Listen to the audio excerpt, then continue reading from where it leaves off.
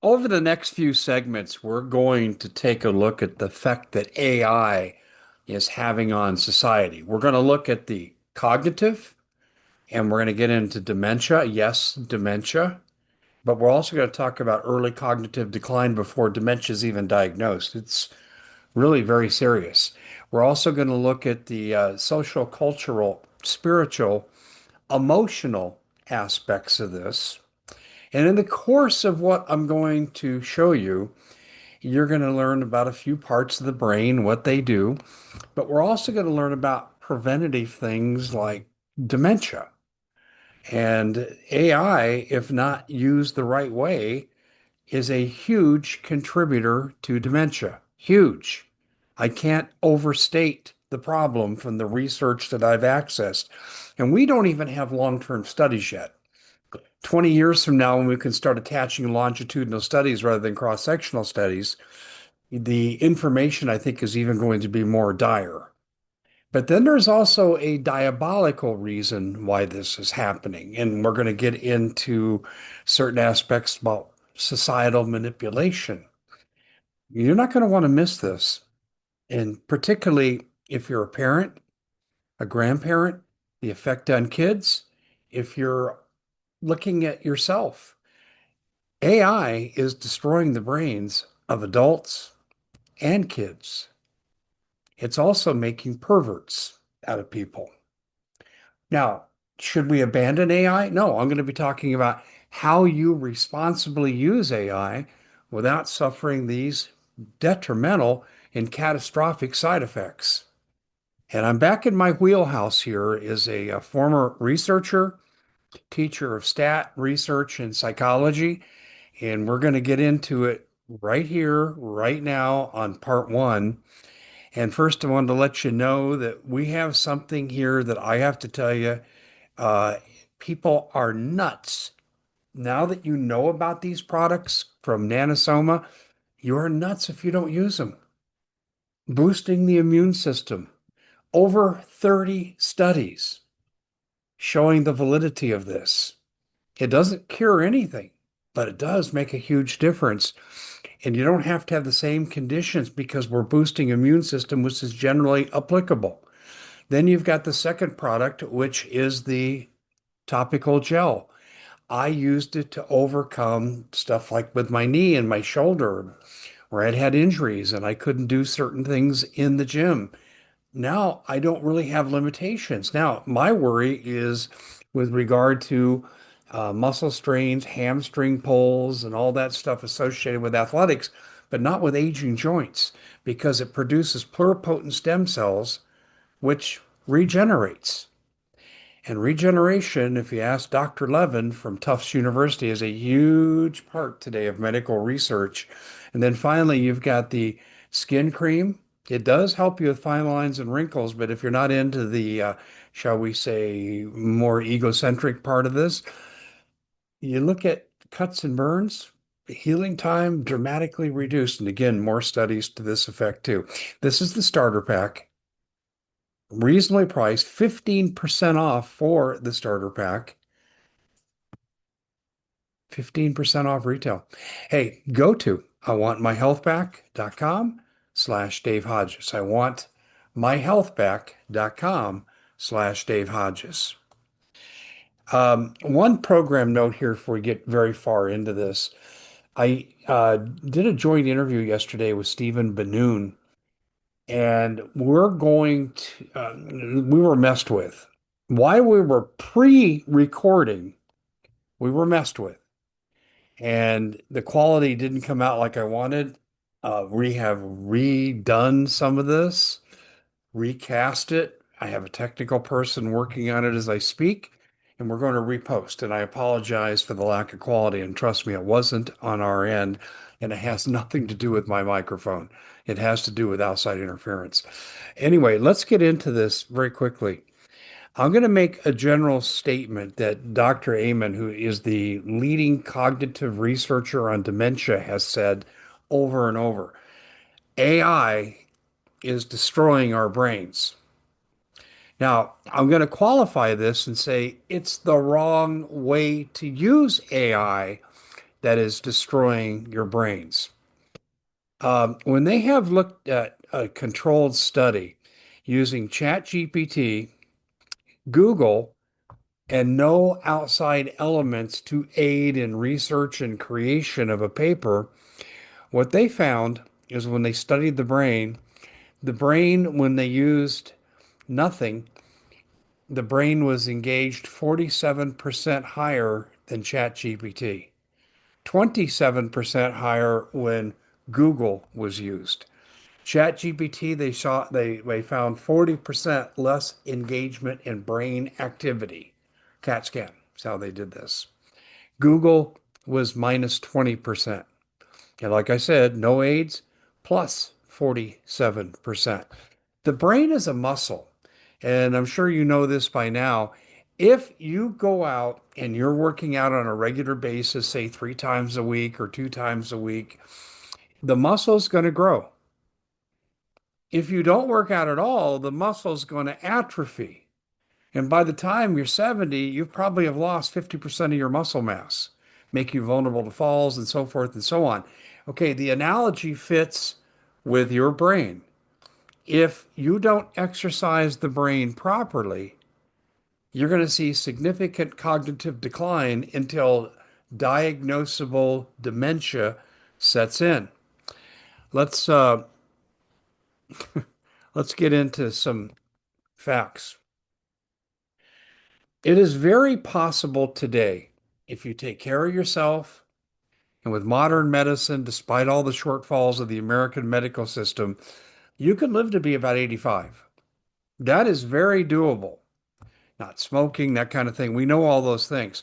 But what will do half of the elderly population in, the senior elders, what will do them in is dementia. And by the time you're from 70 to 85, you have a 50% chance of dying from dementia-related causes. This is why this topic is so important, because either that number is going to grow exponentially because we're going to use unqualified use of AI with no guidelines, no guardrails, or we're going to do it responsibly in a way that enhances brain activity. Yes, there's a way to use AI to actually help your brain, and it's a huge difference. Now, as I said, the brain is use it or lose it. And they've done another study here that I think is really interesting to show. Dropouts, high school graduates, college graduates, grad school. Okay, so everything from high school dropouts to master's degree, divided into 4 categories. What they found was a positive, strong correlation between the amount of education and the appearance of dementia by age group. The more education, the later the dementia came, the less the dementia was there as a cause of death. The less education had the highest, and it was progressive through the 4 groups. Less education, earlier diagnosis, more incidence of death-related relationship with dementia. It's an unbelievable study. And what we also find in memory studies is that you do a task. Hey, so you write a paper for a class, or maybe even for your business. And they've done these tasks and these studies at Harvard and Princeton and places. This Ivy League's really big on this right now. And they measured short-term memory, which is about 30 seconds long. So 7 digits, 30 seconds. This is why when we introduced area codes to phone numbers and they became 10 digits, they were harder to remember. The 7 digits is typically the mean average that short-term memory can retain that amount of information without rehearsal. Okay. And it lasts about 30 seconds. Long-term memory is anything longer than 30 seconds that stays with you for a significant period of time. Well, they studied both short-term memory and long-term memory with AI tasks. If the person used AI exclusively to produce something and then they read over it, okay, then what they found was short-term memory and long-term memory tremendously deprecated. The memory scores were as much as 80% less than if they had done the task themselves. And they assigned the same task and they divided up into various control groups. And they found that the more engagement you have with the work, the better off you are. And they actually isolated this to the part of the brain, the hippocampus. And what we know from studies on Japanese centenarians, they have more people that live to 100 than anywhere else in the world. And what they found with Japanese centenarians was that the brain scan showed well-developed and maintained hippocampus activity. And this is where your short-term memory and your long-term memory reside. So the moral of this story, you must be engaged in your work and not delegate it 100% and just review it. And if you do a diet of this is how you spend the cognitive part of your day when you should be learning and growing, but you're delegating the learning and growing to an artificial device, your hippocampus activity can be degraded by 50 to 80%, leading to premature aging. And what they know is the more active the hippocampus, the more likely people are to live longer, i.e., they're not getting dementia. This is so critical. Now, right now, some of you are thinking, oh, I'm going to throw out AI. No one's using AI in my house. That's not what I'm saying. I'm giving you the dangers of the wrong use of this. This is incredible. And let me digress for a minute, because as a result of me looking into this research, I was also wondering what are other effects on the brains of a significant nature like AI? And you know what came up on the list? SSRIs, i.e., antidepressants. Listen to what I'm going to tell you. This is absolutely phenomenal. And I'm digressing again from AI, but I wanted to just tell you about how important the brain is and how it can be affected by environmental influences. This isn't all genetic. What we know is 25% of the American population's on SSRIs. That's ridiculous. This is called the medical establishment making money through flimsy diagnosis. And what we know is this ages the brain tremendously, tremendously. Compare AI, compare that with this, it's about the same amount of degradation. So what we've established from what I think is the research in the short term, now we need to go peer reviewed and we need to have longitudinal studies, but I don't want to wait 20 years to get this information out because there are clear data trends right now that we can look at and say, danger, Will Robinson, you better pay attention. Number one, SSRIs are necessary for some people, particularly the suicidals. But for most of you who are on SSRIs, you got a bad doctor. You need to rethink this process. And you have to go, and I'd get a second opinion. I'm not the one to advise anybody, but the research is showing that SSRIs are bad for the brain, but you have to weigh, does the drug give you a better benefit than the risk of what it does to your brain? And there are people that should be on SSRIs. This is the moral of the story. And by the way, this isn't Dave Hodges saying this. This is from peer-reviewed studies at Harvard, Princeton, Yale, at Northwestern, University of Chicago. They're all saying the same things. So the point I'm getting to here right now is that your brain is affected by what you do or do not do. And it's true for your kids as well as adults. And I'm going to tell you, the way we're going in society is we're going to see kids coming down with dementia when they are 45 and 50 years old, as opposed to 65, 70, 75 years of age because of what they're doing to their brains at very early ages. This is a huge mental health crisis in the making.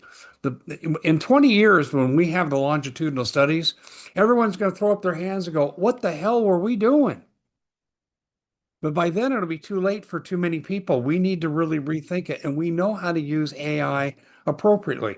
We know what populations absolutely have to have SRIs and which could do better without them. Modify diet, exercise, establish social connections. Those are good replacements for some people who are on the edge of not needing SSRIs. It's the same principle with AI. And you're going to see the link here as we go.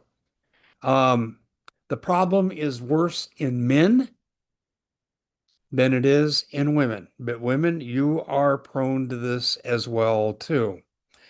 Men are more affected by the interaction with AI than women are, even though more women are diagnosed with dementia. So we're looking at, nature versus nurture here on this issue. Um, I going to give you, I'm going to give you something here that's really, really concerning. Dave, have AI write a paper for your basketball coaching, okay? And find out what wins and what doesn't. I will not grow cognitively as a coach if I just rely on what I know there. Here's, and I coached for a long time. And what I would look at is what AI tells me that leads to winning in basketball and what I know. Now I start to ask AI questions. You're saying, really? You're going to interact with it? That's the key. If you want to use AI correctly, that's the key. You must interact with it as if it's a teacher of your classroom and you're a student engaging in intellectual inquiry and you're saying, okay, you said this, but what about this? And this is what I've observed anecdotally. Oh, and by the way, I've read some other research on what wins or doesn't win. And then we enter into this dialogue, and I say, okay, now what I want you to do is give me the correlation coefficients for your principles and compare one to the other and show me where you got the data. Did you use this group called Synergy, which is all the stats for college basketball? And I would say, give me that. And I actually went through and did an experiment on this. I asked AI what wins and doesn't win, and they go with the free-flowing style today of shooting three-pointers and up-tempo basketball and the blah, blah, blah. This is what basketball has evolved to, and this is what leads to winning. And I go, whoa, okay, hold on. Here was the second level analysis. This is the interaction. I'm using my brain. What about the importance of the inside game? Scoring close to the basket as opposed to out on the perimeter behind the three-point line. And what I started to find out was I asked this question. I said, take the top five teams in college basketball last year and tell me how many paints they scored in the paint versus three-point shooting, compare the percentages and the overall effective field goal percentage and compare the two. And you know what I found? The advice it gave me initially was wrong. It followed a trend in basketball, which is true. Open, free flowing. We've kind of adopted the European style. But what really wins, whether you're talking Michigan, University of Arizona, University of Connecticut, what wins in basketball is still the inside game. Now, you got to have somewhat of a balance. But see, my interaction with this, and I'm just giving you a case study. You don't have to even know anything about basketball, I think, to follow what I've been saying logically. But what I found was the more I interacted and I said, well, let's compare this. And what I found is you need to have about a 60-40 relationship of scoring close to the basket as opposed to out on the perimeter.